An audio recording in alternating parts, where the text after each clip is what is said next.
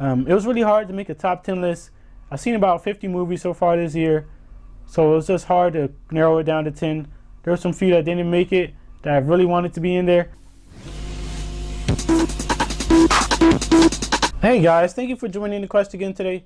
I'm your host Marques Underwood, and today I'll be reviewing my top 10 best movies of the year so far. Now, I have 5 movies that are my honorable mentions. They didn't make my list, they barely missed out, but I thought you guys should check them out. Number 1 on my list is Insidious Chapter 3. Number 2 on my list is Tomorrowland.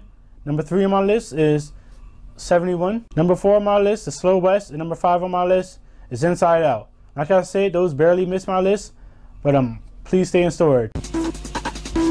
My 10th best movie of the year so far is Furious 7. It really started the summer season well for me. It was a blast to watch, and after watching it, I really want to play some Need for Speed and just do what I saw in the movie. My 9th best movie of the year so far is Echoes of War. This is an indie movie, but I would say if you like 50s and 60s westerns, go see this movie. This movie really brought back the westerns and put them in the action stand front that they are supposed to be at. My 8th best movie of the year so far is Avengers Age of Ultron. In my opinion, this may be better than the first one. I like the new additions of the Vision, Scarlet Witch, and Quicksilver, and I thought Ultron was probably the best villain in the whole MCU.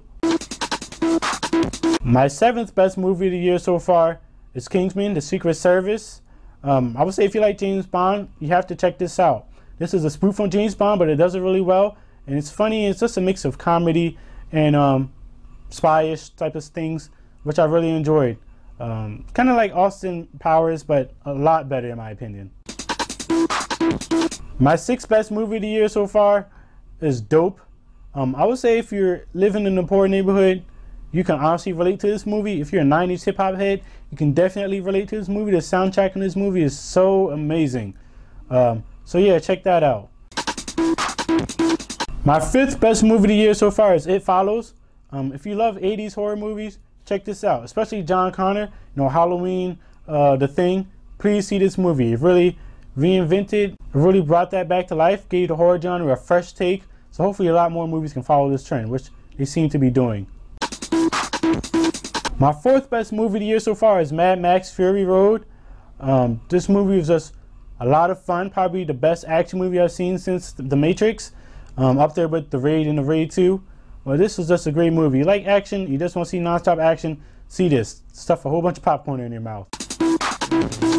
My 3rd favorite movie of the year so far is Ex Machina. This is probably number 1 on my list for a long time. What I liked about this movie is that it's bringing sci-fi back to the realm.